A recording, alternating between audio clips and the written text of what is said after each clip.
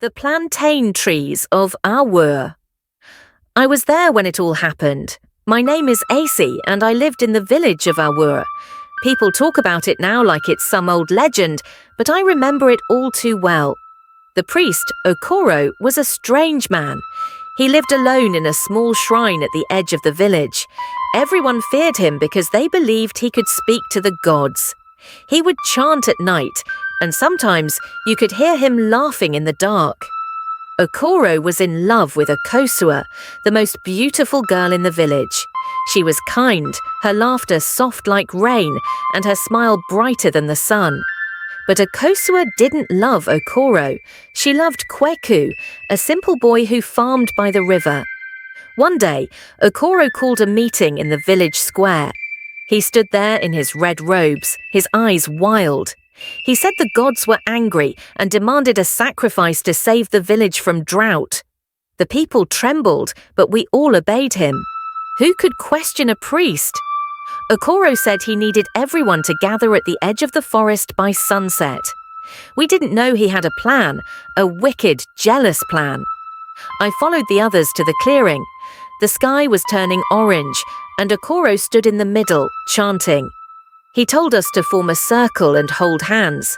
Then he began throwing some powder into the air, and a strange, sweet smell filled my nose. I remember feeling dizzy.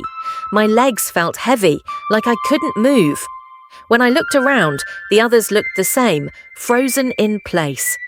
Okoro walked to the center, holding a staff carved with strange symbols.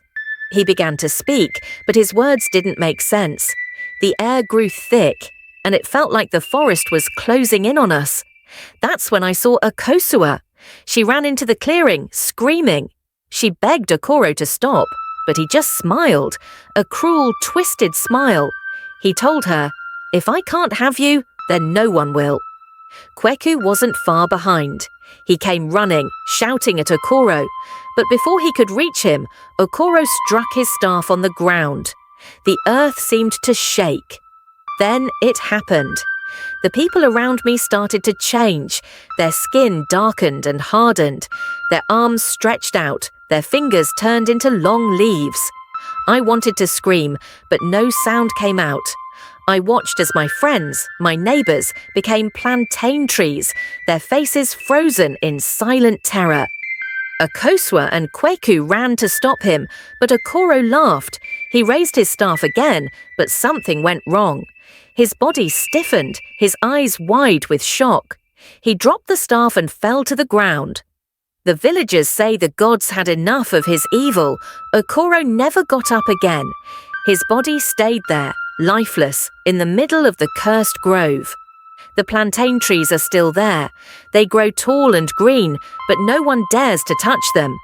People say if you listen closely at night, you can hear whispers in the wind, the voices of those who were trapped. As for Akosua and Kweku, they left the village the next morning.